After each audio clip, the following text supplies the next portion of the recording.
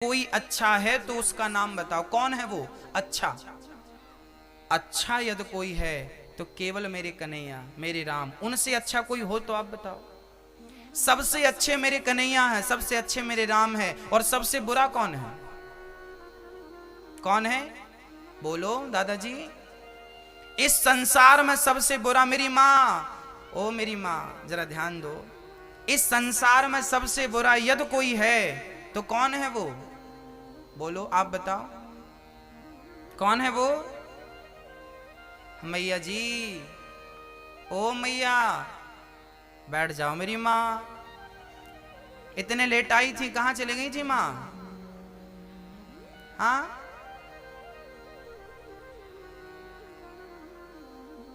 बताओ।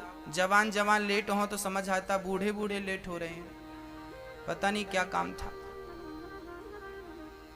इस संसार में सबसे बुरा यदि कोई है तो वो हूं मैं, और सबसे अच्छा कोई है तो वो है मेरे श्याम, मेरे कृष्ण। अच्छाई देखना है तो भगवान की देखा करो, और बुराई देखना है तो खुद की बुराइयां देखा करो, क्योंकि मेरे जैसा बुरा कोई नहीं। बुरा जो देखन मैं चला, बुरा न मिलिया कोई, और जो दिल खोजा आप ना, हमसे बुरा ना कोई। आप कहती हो ना सास बहुत बुरी है, सास बुरी नहीं है। यदि आप बुराई देख रहे हैं तो बुराई आपके भी भीतर है। आप कहते हैं फलाना व्यक्ति बहुत बुरा है, यदि आप सुठा लिया कि किसी आदमी को कहो ये आदमी बहुत बुरा है, माना कि वो बुरा है, पर कभी अपने हृदय में झांक कर देखो, जो बुराई उसके भीतर है क्या वो बुराई आपके भीतर नहीं है? यदि वो 10% बुरा है तो आप भी तो 2-5% बुरे होंगे। हाँ, हम जमाने को बुरा कहते हैं। जब हम किसी को उंगली दिखाते तू बुरा है ना, तो ये 3 उंगली हमारी तरफ इशारा करती हैं, वो 1% बुरा है, तुम 3% बुरी हो, उससे ज्यादा बुरी तुम हो। फिर भी हमें अपनी नजर नहीं, जमाना बुरा दिखता है। हाँ, समय मत गवाइए। ये जो समय है ना, और समय भी कितना मिला है आपको? केवल 100 साल। कितना समय है आपके पास? 100 साल, जिसमें से 100 में से 50 तो निकल गए। जो 50 साल के हो गए हैं उनसे बोल रहा हूं। 50 गए, बचे कितने? 50 बचे। उन 50 में 12 घंटे का दिन, 12 घंटे की रात, 25 साल तो सोने के निकाल दो,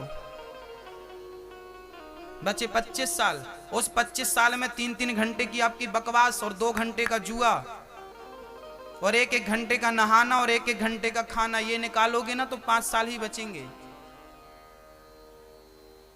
है ना? और कथा में आके पंचायत भी तो करनी रहती है, ये देखो चल रही है, ये भी तो काउंटिंग की जाएगी। ये सब जोड़ा जाएगा ना तो मुझे लगता है कि भगवान की प्राप्ति के लिए आपके पास 1-2 साल भी नहीं बचेंगे। पूरा समय गवा दिया, किस लिए आया था, क्या करने लगा। एक पिता ने अपने बेटे को 100 रुपए दिया, बेटा 100 रुपए लो, बाजार जाओ और बढ़िया से ना फल लेकर के आना। फल। बेटा बाजार गया 100 रुपए लेकर। बाजार में देखा क्या कि वहां एक मंदारी बंदर को नचा रहा था। नाच बंदर नाच, ससुराल जाएगा तो कहाँ बैठेगा, वो बैठ के बताता। पैदल जाएगा कि गाड़ी से जाएगा, वो गाड़ी से जाके बताता, गाड़ी से जाऊंगा। एक मंदारी बंदर को नचा रहा था। साहब, एक पिता ने भेजा 100 रुपए देकर, साहब गए और वो उस मंदारी के खेल को देखने में मस्त हो गए। खेल पूरा हुआ, बंदर ने कटोरा उठाया, मालिक ने कहा कि ये सब दान दाताओं से कुछ कुछ मांग लो। बंदर कटोरा लेके गया तो साहब ने 100 रुपए पिता ने दिया था, वो 100 रुपए उसके कटोरे में डाल दिया। मंदारी बंदर को लेकर चला गया। अब इन्हें याद आया कि मेरे पिता ने मुझे भेजा क्यों था। जब तक याद आया, अभी भूल गए वो खेल में कि पिता ने क्यों भेजा बाजार। जब तक याद आया तब तक दुकानें बंद हो चुकी थी, दुकानें बंद। वापस गया, पिता ने कहा भाई फल लेने भेजा था, फल लेके आया। पिताजी दुकानें बंद हो गई। अच्छा, तू गया तो टाइम से था। ओ पिताजी थोड़ा बिजी हो गए। तो चल कोई बात नहीं, पैसे वापस कर। बोले पैसे खर्च हो गए। पैसे भी खर्च हो गए और जिस कार्य के लिए भेजा था वो कार्य भी पूरा नहीं हुआ। इस कथा का अर्थ क्या है? इस कथा का अर्थ मैं आपको समझाता हूं। एक पिता ने 100 रुपए देकर बाजार में भेजा। वो पिता कौन था? वो पिता है परम पिता परमात्मा। उस परम पिता परमात्मा ने आपको और हमको 100 रुपए देके बाजार भेजता है। ये संसार एक बाजार है। इस संसार की बाजार में हमें कितने रुपए देकर भेजा? 100 रुपए। ये 100 रुपए क्या थे? 100 साल की उम्र। 100 साल की उम्र क्या थी? 100 रुपए थे। 100 रुपए देके भेजा था, जाओ फल लेकर आना, अच्छे अच्छे कर्मों के, अच्छे अच्छे कर्म करना, अच्छे अच्छे कर्मों के फल लेकर आना। पर हम यहाँ पर आए तो यहाँ पर एक मंदारी बंदर को नचा रहा था। अर्थात हम सभी मंदारी का खेल ही देखते हैं। कभी पत्नी बंदर बन के नाचती है, कभी पति बंदर बन के नाचता है। सच कहता हूँ, गृहस्थ जीवन में उलझा हुआ प्राणी बंदर की तरह नाचता है। हाँ या ना? पत्नी कहती है मैं तो सवेरे से नाच रही हूं। पति भी कहता मैं कौन सा बैठा, मैं भी तो नाच रहा हूं। तुम भी बंदर, तुम भी बंदर। ये संसार की बाजार में हम क्या हैं? बंदर। बंदर बनकर नाचते हैं। जब से होश संभाला था तब से आज तक नाच रहे हो साहब। और इसी बंदर के नाच में कितने रुपए खर्च हो गए? कितने रुपए खर्च हो गए? कितने रुपए? 100 रुपए खर्च हो गए। पिता ने 100 रुपए दिया था। अर्थात पत्नी के, बच्चों के पालन में, अपना कैरियर बनाने के चक्कर में 100 साल की उम्र खर्च हो गई। जब तक कोई सदगुरु मिला कि तेरा जन्म किस लिए हुआ है, जब तक आंख खुली तब तक दुकानें बंद हो चुकी थी। जब तक होश आया तब तक समय पूरा हो चुका था। मौत सिर पे नाच रही थी। वापस भगवान के घर गया। पिता ने कहा 100 रुपए दिया था, हिसाब दे। फल लाया अच्छे अच्छे कर्मों का। बोले अच्छे कर्म नहीं कर पाया, वो तो धन दौलत के चक्कर में गलत कर्म हो गए। किसी को मारना हो गया, डांटना हो गया, चोरी हो गई, झूठ बोल लिया, ये सब पाप कर लिया। ये गलत कर्मों के फल लेके चला गया। भगवान बोले तो चल 100 रुपए वापस कर मेरे। 100 साल भी खर्च हो गए और जिस लिए भेजा था वो कार्य भी पूरा नहीं हुआ। सच कहता हूं भक्तों, हम और आप ठगाए जा रहे हैं। हमें ठग लिया हमारी इंद्रियों ने, हमारे काम ने, क्रोध ने, लोभ ने, मोह ने हमें ठग लिया, पता ही नहीं चला। ये 100 रुपए का हिसाब आप दीजिएगा भगवान को। आप भी दीजिएगा, आप भी दीजिएगा।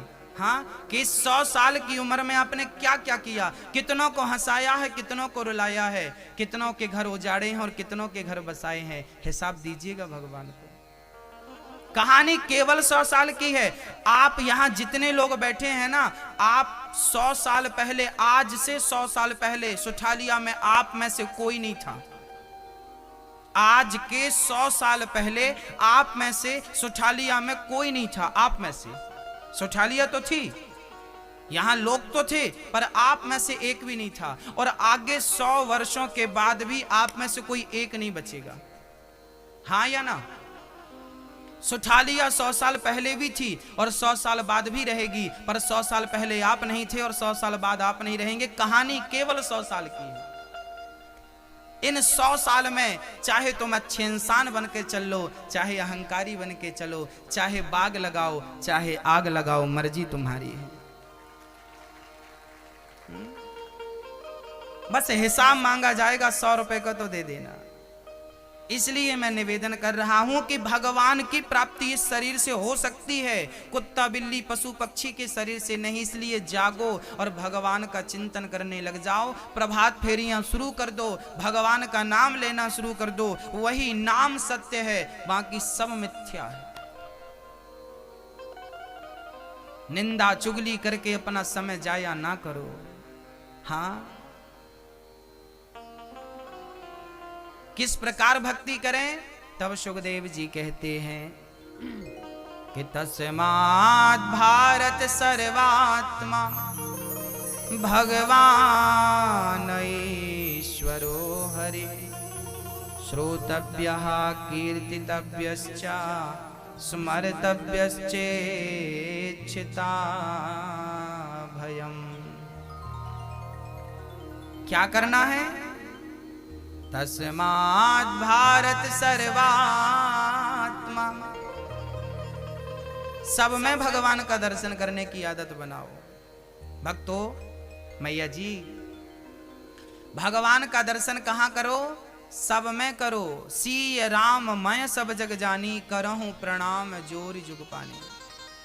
सब में उस परमपिता परमात्मा का दर्शन करने की आदत बनाओ। बताइए भगवान कहाँ है? मैया जी, ओ मैया, बताओ भगवान कहाँ है? कहाँ है भगवान? मैया बताओ कहाँ है? अच्छा दादाजी आप बताओ भगवान कहाँ है? कहाँ रहते हैं भगवान? कहाँ? यहाँ? यहाँ रहते हैं? सही, तो चलो एक्सरा करा लेते हैं। यदि हैं तो फिर एक्सरा में आ जाएंगे ना? नहीं आएंगे? नहीं आएंगे। क्या हनुमान जी ने एक बार छाती फाड़ के दिखाया था? उस जमाने में एक्सरा नहीं था ना, इसलिए छाती फाड़नी पड़ी। आज तो सुविधाएं हैं, फाड़ने की जरूरत नहीं पड़ेगी। तो आपको क्या लगता है भगवान यहां रहते हैं? ना, नहीं, भगवान यहां नहीं रहते। तो कहां रहते हैं? मंदिर में? ना, मंदिर में भी नहीं रहते। तो कहां रहते हैं? तीर्थों में? ना, तीर्थों में भी नहीं रहते। तो कहां रहते हैं? कण कण में? ना, कण कण में भी नहीं रहते। फिर भगवान कहां रहते हैं? भगवान ना तो हृदय में रहते हैं, ना मंदिर में, ना तीर्थों में, ना किसी एक स्थान में रहते हैं। तो भगवान कहाँ रहते हैं? बोले भगवान तो भक्त के विश्वास में है। यदि विश्वास है तो भगवान है, और विश्वास नहीं है तो भगवान कहीं नहीं है। विश्वास है तो सर्वत्र है। विश्वास है तो ये पत्थर भगवान है। विश्वास है तो ये स्त्री भगवान है। विश्वास है तो ये पुरुष भगवान है। विश्वास है ये कुत्ता भगवान है। विश्वास है तो सब भगवान है। और विश्वास नहीं है तो रावण तो राम के सामने खड़ा था, कहता था ये बनवासी मेरे से लड़ेगा। रावण को विश्वास नहीं था तो वो राम को भी मनुष्य समझता था। और भगवान को विश्वास से देखा जाए तो पत्थर में भी वो ईश्वर नजर आने लगता है। ये विश्वास का सब्जेक्ट है। मंत्र जाप मम दृढ़ विश्वासा, और पंचम भजन सुवेद प्रकाशा।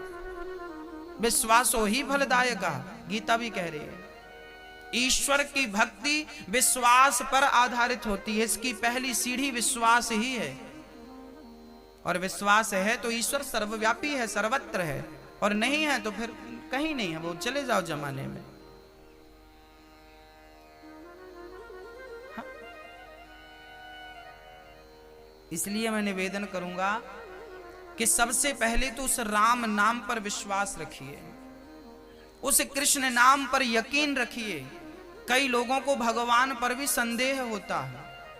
ईश्वर, आज क्लियर कर दूं, ईश्वर श्रद्धा का विषय है, संदेह का विषय नहीं है। ईश्वर अतर्क है। रामचरितमानस में लिखा ईश्वर अतर्क है। उस अतर्क ईश्वर को तर्क से नहीं जाना जा सकता। तर्क करने वालों से भक्त हार जाया करता है।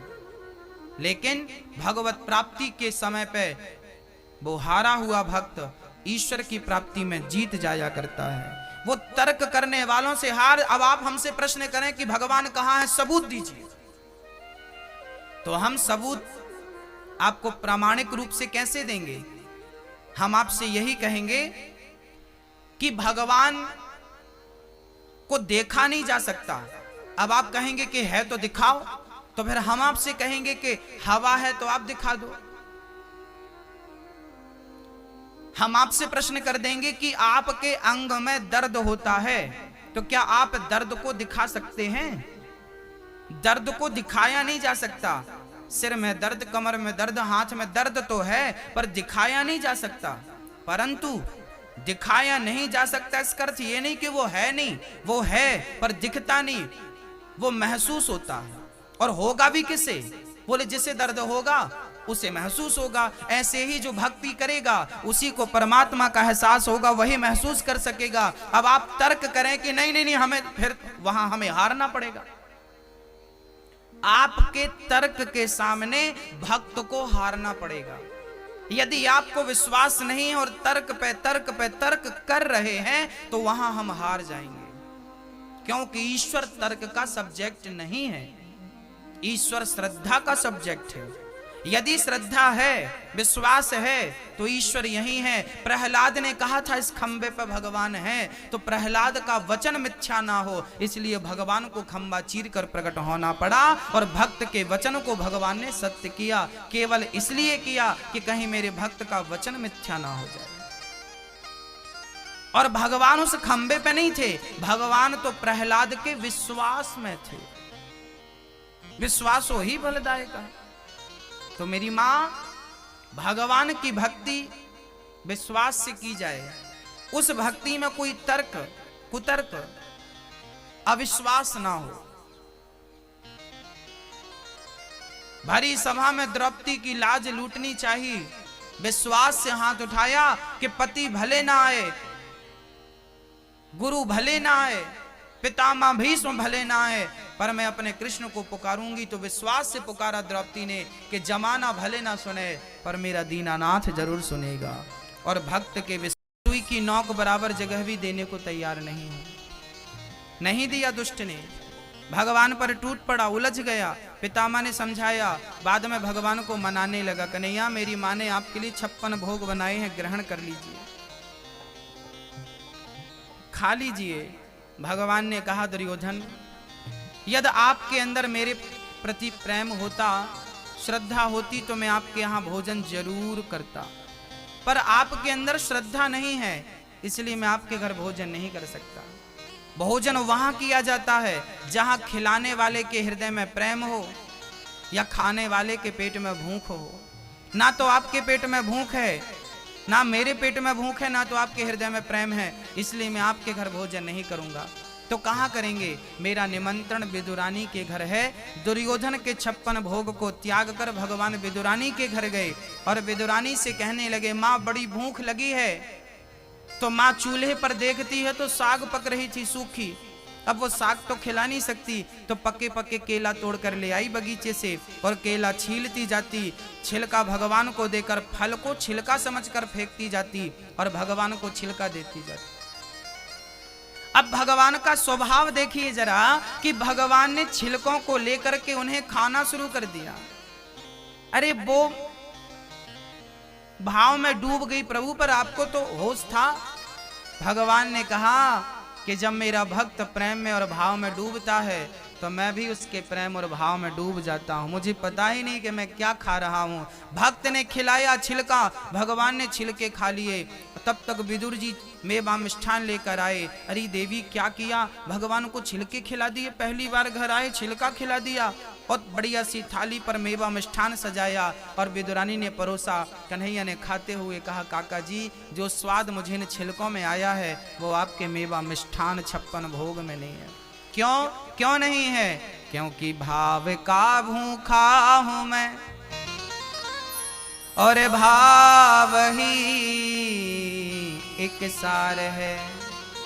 भाव से भज ले मुझे तो भव से बेड़ा पार है। हमें भाव चाहिए और वो भाव विदुरानी के छिलकों में था। इस कथा से हमें क्या शिक्षा मिली? इस कथा से हमें सीख ये मिल रही है कि भगवान सोना चांदी हीरा मोती रसगुल्ला रसमलाई इमरती का भूखा नहीं है। भगवान को कोई छिलका भी खिलाए और श्रद्धा और प्रेम से खिलाए तो भगवान छिलका भी खाने को तैयार है। भगवान को कोई झूठे बेर खिलाए तो श्रद्धा से वो बेर भी खाने को तैयार है। भगवान को कोई प्रेम से सूखे चावल खिलाए तो वो चावल भी खाने को तैयार है। चावल खाए सुदामा के, बेर खाई सबरी के और छिलके खाए विदुरानी के, इसलिए तो भगवान कहलाए हैं ना भक्तों। न जाने कौन से गुण पर दया निधि रीझ जाते हैं, यही सदग्रंथ कहते हैं, यही हरि भक्त गाते हैं। कृपा की ना होती जो आदत तुम्हारी तो सुनी ही रहती अदालत तुम्हारी। गरीबों के दिल में जगह तुम ना पाते तो किस दिल में होती हिफाजत तुम्हारी। कन्हैया कौन करता हम पतितों पर कृपा? यदि आप कृपा ना करते तो हम पतितों पर कृपा करता कौन? हमें तो पता भी नहीं कि आप तक पहुंचने का मार्ग क्या है, साधन क्या है, नियम क्या है। ना यज्ञ करना आता, ना पूजा करना आता, भक्ति करना भी तो नहीं आता। हे प्रभु, तारो ना तारो मर्जी तुम्हारी। तेरे दर पे आ गए हैं, बस आ गए हैं। अब पकड़ो ना पकड़ो, तारो ना तारो, आप देखो। या तो डुबा दो या तो पार लगा दो। प्रभु हम तो शरण में आपकी हैं, हमें कुछ नहीं आता, ना पूजा करना, ना पाठ करना, ना यज्ञ करना, ना जप करना। अरे हम तो कामी क्रोधी लोभी प्राणी हैं, हमसे तो प्रेम करना भी नहीं आता। हम में कोई गुण नहीं है ना, हम में कोई योग्यता नहीं है। आपको पाने की जितनी योग्यता भक्तों में थी, उनमें से 1% भी योग्यता हमारे भीतर नहीं है। हम इतने योग्य हैं ही नहीं कि हम अपने कन्हैया को प्राप्त कर सकें। मीरा कितनी योग्य थी, सब कुछ छोड़ दिया था और गोविंद का नाम गाती, इतना प्रेम करती। उस प्रेम का 1% भी हमारे भीतर नहीं है, उस त्याग का 1% भी हमारे भीतर नहीं है, उस भक्ति का 1% भी हमारे भीतर नहीं है। हमें तो लगता है कि हम आपके योग्य कहीं से कहीं तक नहीं है, पर विश्वास जरूर है कन्हैया कि यदि आप बनाना चाहें तो आप मुझे अपने योग्य तो बना ही सकते हैं। माना कि मैं आपके योग्य नहीं हूं, पर आप कृपा करें तो आप मुझे अपने योग्य बना सकते हैं। मुझे नहीं पता कि आपकी प्राप्ति की योग्यता क्या है, जो योग्यता आप चाहते हैं वो योग्यता आप मुझे दे दीजिए, अपने योग्य बना लीजिए, अपने चरणों से लगा लीजिए। हे प्रभु, हम तो केवल प्रार्थना कर सकते हैं। हाँ, सूरदास जी महाराज एक बार गड्ढे में गिर गए। गड्ढे में गिरे, बहुत प्रयास किया पर गड्ढा बड़ा था, ऊपर चढ़ नहीं पाए। तो वहीं पर खरताल लेकर के और कीर्तन करने लगे, हरे कृष्ण कृष्ण कृष्ण हरे हरे, श्री कृष्ण का जाप करने लगे श्री सूरदास जी महाराज। तभी भगवान छोटे से बच्चे के रूप में आए, और सूरदास तो अंधे थे ना, वो चढ़ नहीं सकते थे ना, और जंगल में भयंकर आंधी चल रही थी। भला भक्त की रक्षा करने कौन आता, तब भगवान ही चले आए। और भगवान ने कहा, बाबा मैं गाय चरा के जा रहा था, आपकी कीर्तन सुनी, चलाया। एक काम करो, मेरा हाथ पकड़ लो और मैं आपको ऊपर निकाल लेता हूं। आप गिर गए हो ना? बाबा बोले, हाँ बालक मैं गिर गया हूं, तो आओ मेरा हाथ पकड़ लो। सूरदास जी ने कहा, बेटा मुझे नहीं पता कि तेरा हाथ कहाँ है, क्योंकि मैं तो अंधा हूं ना। मुझे नहीं पता कि तेरा हाथ किस दिशा में है, कहाँ है, पर तुझे तो पता है ना कि मेरा हाथ कहाँ है। मैं तेरा हाथ क्या पकड़ूंगा, तू ही पकड़ ले मेरा हाथ। बस भक्तों, मैं ही वो अंधा हूं और मैं ही वो संसार के कुएं में गिरा हुआ प्राणी हूं, और मैं भला भगवान को कहां ढूंढता फिरूंगा। मुझे क्या पता कि उनका हाथ कहां है, पर उन्हें तो पता है ना कि मेरा हाथ कहां है। कन्हैया, मेरे अंदर आपको पकड़ने की क्षमता नहीं है, सच कहता हूं। यदि आप पकड़ोगे तो ही पार लगूंगा, नहीं डूब जाऊंगा। कृपा करोगे तो पार लगूंगा, नहीं काबिलियत नहीं, योग्य नहीं हूं मैं, अयोग्य हूं। अब कबीर सूरदास जी का हाथ पकड़ा, भगवान ने ऊपर लाकर खड़ा कर दिया। अब सूरदास जी ने देखा कि बच्चों ने कई बार मेरा हाथ पकड़ा है, पर इस बच्चे का हाथ कुछ अलग ही है। सूरदास जी लिपट गए, बोले, आप कोई बालक नहीं हो, आप तो मेरे भगवान हो। मैं पहचान गया कि आप भगवान हो। और जब बालक, देखिए भगवान आपके आसपास हैं, अब पहचानना आपको ही पड़ेगा, पहचानना आपको ही पड़ेगा। हाथ पकड़ लिया सूरदास जी ने, लिपट गए उनके चरणों से। तब बालक भगवान के रूप में आ गए। सूरदास जी को हृदय से लगाया, मेरे कन्हैया ने तुमने पहचान लिया। अनेक रूप रूपाया विष्णवे प्रभु विष्णवे। भगवान के एक रूप नहीं है मेरी माँ, अनेक रूप है। अनेक रूपों में वो किस रूप में आ जाए हमें नहीं पता। बेदुरानी के छिलके खाते हैं, प्रेम हो तो छिलकों का भी भगवान भोग लगाते हैं। जब भगवान सारी लीला समाप्त करके चले गए, तब भगवान श्री कृष्ण ने जाते समय अपने भक्त विदुर को याद किया। अब विदुर जी को जब उद्धव ने संदेशा सुनाया कि भगवान ने आपको याद किया है, रोने लगे श्री विदुर जी। मेरे कन्हैया मुझे याद कर रहे थे, मेरे कृष्ण ने मुझे याद किया। रोने लगे श्री विदुर जी महाराज। और रोते रोते हरिद्वार में संत जी बैठे थे जो भगवान के अंतिम ज्ञान को श्रवण किया था। श्री मैत्री जी के पास जाकर हाथ जोड़कर श्री विदुर जी ने प्रश्न कर दिया। विदुर जी ने कहा, सुखाय कर्माणि करोति लोको न तै सुखं वान्यदुपारवं वा विन्देत भूयस्ततैव दुःखं यदत्र युक्तं भगवान वदेन्नः। सारी दुनिया सुख के लिए कर्म करती है, पर मिलता क्या है? दुख के सिवा कुछ नहीं। ऐसा क्यों?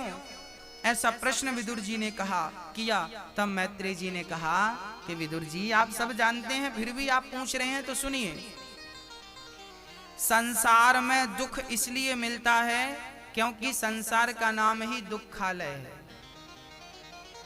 गीता में भगवान ने कहा है दुखालयम। संसार का पुस्तकालय में जाएंगे पुस्तक मिलेगी, औषधालय में जाएंगे औषधि मिलेगी, भोजनालय में जाएंगे भोजन मिलेगा, तो दुखालय में आएंगे तो क्या मिलेगा? दुख ही मिलेगा। ये संसार का नाम ही दुखालय है मेरी माँ। यहाँ दुख के सिवा जीवन में कुछ नहीं मिलता।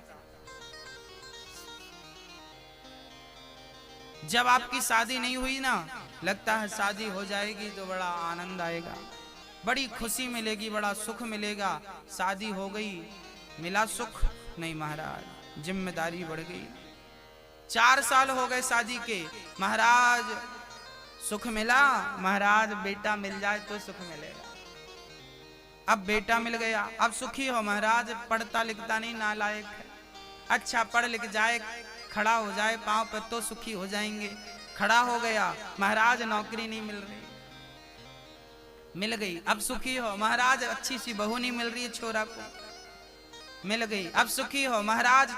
बहू के बेटा नहीं हो रहा, अब सुखी हो महाराज? हो गया ठीक है, पर वो हमारा गांव से थोड़ा काम धाम से घर थोड़ा दूर है, किराए के घर पे है, घर बढ़िया सा बन जाए, पुराना घर है, हिसाब बन नहीं रहा, बढ़िया सा बन जाए तो सुखी घर बन गया। अब सुखी हो महाराज? एक गाड़ी और आ जाती।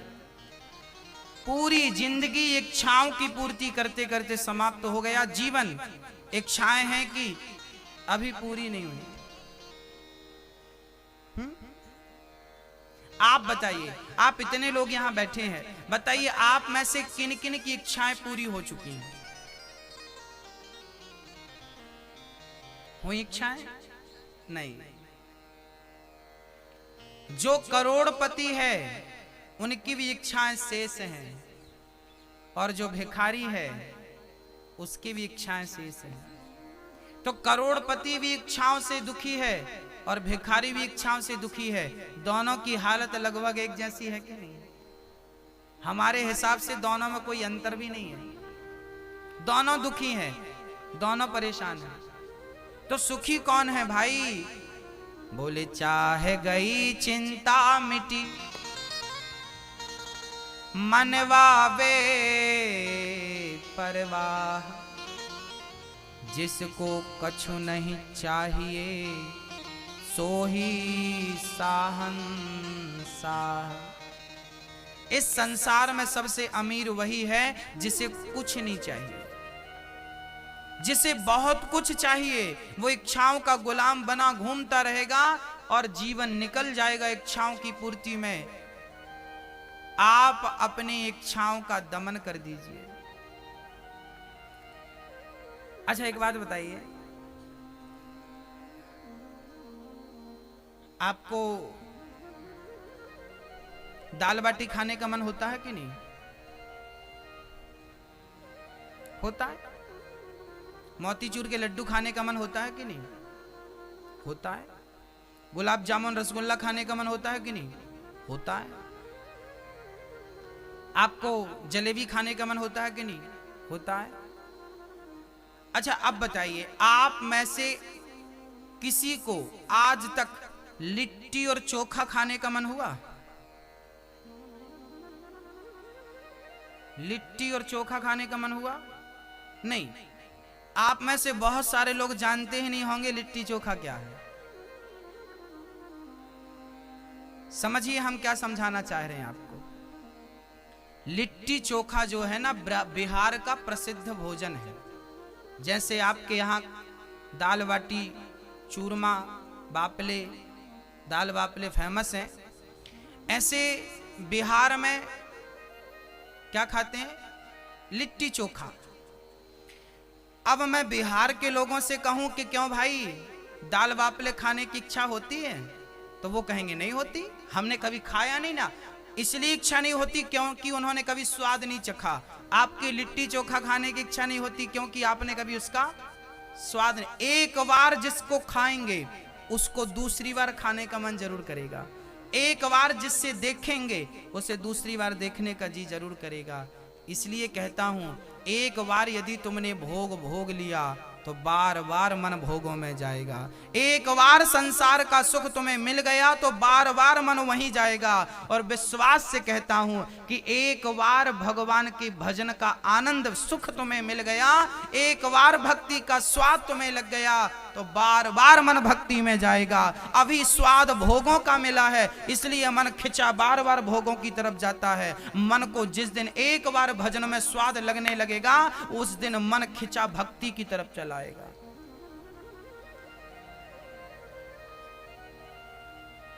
स्वाद लगने की देर है, स्वाद नहीं लगा अभी तक। भक्ति क्या होती है, प्रेम क्या होता है, पता ही नहीं। इसलिए कहता हूं, इच्छाओं की पूर्ति करते करते मर जाएंगे आप, इच्छाएं पूरी नहीं होंगी। आज और रसगुल्ला खा लेते हैं, कल से छोड़ देंगे, तो क्या गारंटी कि कल मन नहीं होगा? कल भी तो मन होगा ना। त्याग आज से करिए, हमें नहीं खाना। एक बार मन करेगा ना, फिर मन करेगा, जब नहीं मिलेगा तो फिर धीरे धीरे दिमाग सही हो जाएगा। पूरी जिंदगी आप यही करते हैं, आज और ये कर लेते हैं, कल से वैरागी हो जाएंगे। आज और कामना कर लेते हैं, कल से छोड़ देंगे। आज और ये कर लेते हैं, कल से छोड़ देंगे। आज और तंबाकू खा लेते हैं, कल से छोड़ देंगे। आज और सिगरेट पी लेते हैं, कल से छोड़ देंगे। आज और एक पैक पी लेते हैं, कल से छोड़ देंगे। आज बस एक बार मुर्गी मांस खा लेते हैं, कल से छोड़ देंगे। वो कौन सा कल है बताओ तो सही, कौन सा कल है? काल करे सो आज कर, आज करे सो अब, पल में प्रलय होएगी फिर बहुरी करेगा कब। अभी करो जो करना है, जो करना है जल्द कर, क्यों बैठा है मौन, पल में प्रलय होएगी फिर पल की जाने कौन। कल के भरोसे मत रहना भक्तों, आज ही अच्छा बन करके अपने मन को अच्छी जगह लगा दो। कल का इंतजार ना करना, कल होता है नहीं इसका भी भरोसा नहीं है।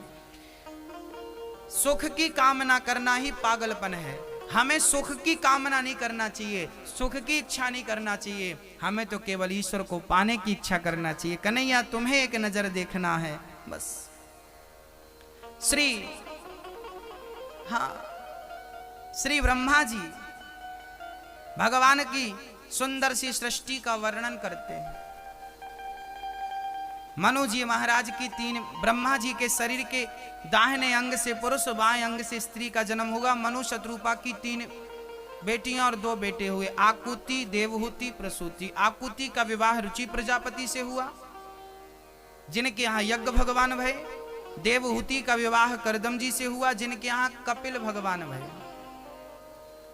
मां देवहूति का हाथ करदम जी के हाथ में मनु जी ने दिया। करदम जी शादी के तुरंत बाद तप करने बैठ गए, तप करने में मस्त हो गए। 40 साल बाद उनकी समाधि खुली, देखा तो साथ में एक स्त्री बैठी थी। करदम जी ने कहा, देवी आप कौन है? महाराज मैं आपकी पत्नी हूँ।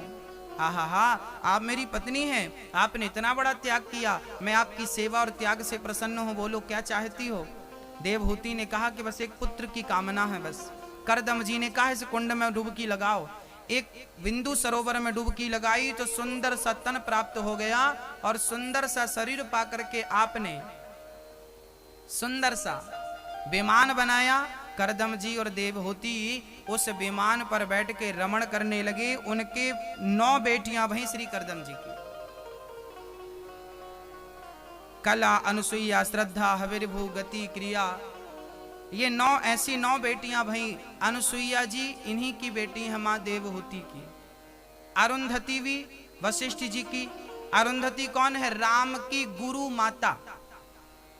राम के गुरु कौन थे? वशिष्ठ जी। वशिष्ठ जी की पत्नी अरुंधति, तो ये गुरु माता।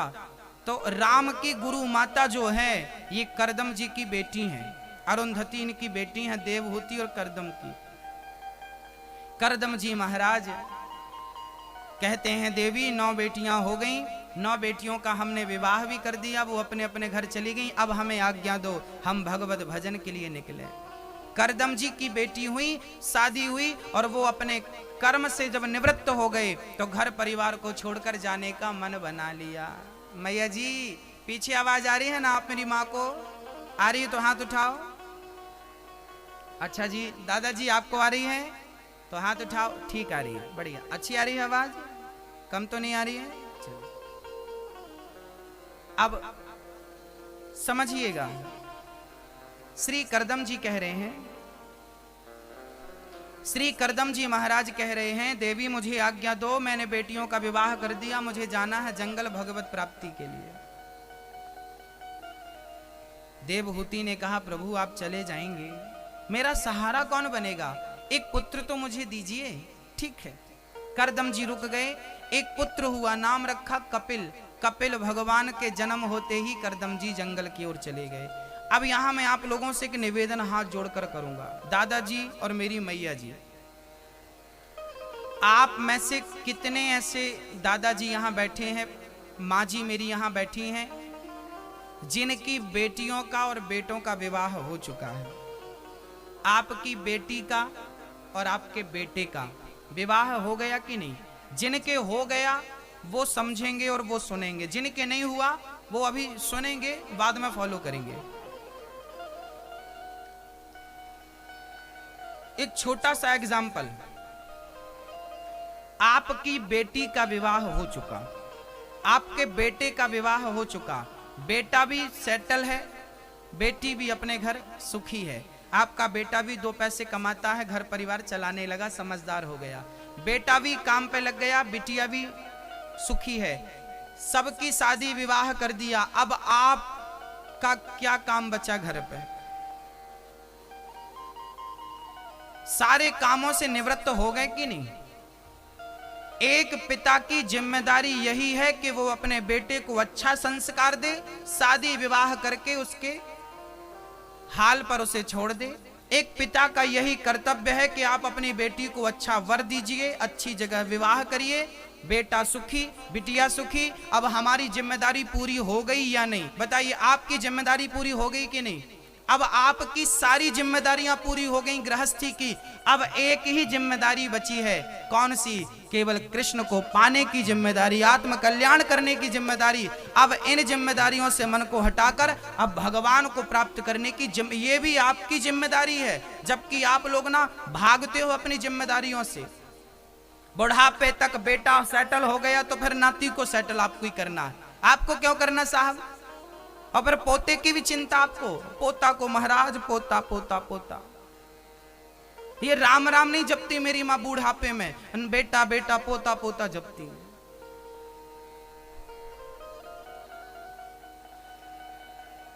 हटाओ मन को अपने। आपकी जिम्मेदारी अब एक ही जिम्मेदारी शेष रही है, केवल कन्हैया को प्राप्त करना। जाओ 1 महीना जगन्नाथ जी में रहो, बुढ़ापे में दोनों पति पत्नी जाओ, बुढ़ापे में बुढ़ा बुढ़ी और बढ़िया जगन्नाथ जी में 1 महीने रहो।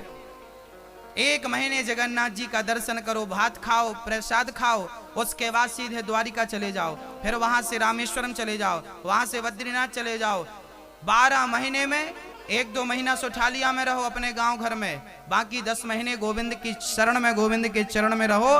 बुढ़ापा आनंद से गुजरेगा। घर पे रहोगे ना तो वो इज्जत नहीं करेगा, और महीने 2 महीने के लिए घर पे आओगे तो बहू हलवा खिलाएगी बादाम का। और घर पे ही पड़े रहोगे तो कहेगी घर पे ही पड़ी रहती है बुढ़िया, कहीं जाती तो है नहीं, मरती भी नहीं है।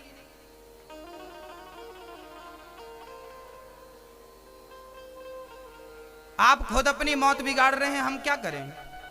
आप खुद अपने पांव में कुल्हाड़ी। ये 4 धाम क्यों बनाए थे हमारे पूर्वजों ने?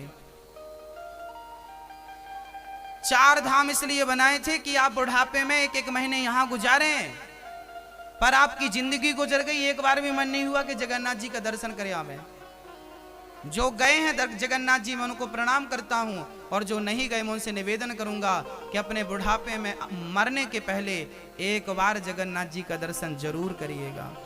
वो जगन्नाथ, वो जगत के नाथ हाथ पसारे खड़े हैं, एक बार उनसे मिलिएगा, एक बार दर्शन जरूर करिएगा इन आंखों से। एक बार तिरुपति बालाजी जरूर जाइएगा। ये मूर्तियां नहीं हैं, जगन्नाथ जी कोई मूर्ति नहीं है कोई, वो प्रत्यक्ष भगवान है भाई। वो भगवान स्वयं खड़े इस युग में। आप कहेंगे महाराज जी मूर्ति है, तो फिर आप मत जाइए। आपको मूर्ति नजर आ रही हो तो आपका कोई इलाज नहीं कर सकता। रावण के सामने भगवान खड़े थे, पर वो उन्हें नहीं समझ पाया। तो तुम्हें पत्थर में पत्थर नजर आ रहा है तो आश्चर्य क्या करें हम। ये श्रद्धा का सब्जेक्ट है, मैं फिर निवेदन करूंगा। वो प्रत्यक्ष भगवान है, तिरुपति बालाजी प्रत्यक्ष भगवान नारायण यही है। जब मर के जाओगे तो स्वर्ग बैकुंठ में जो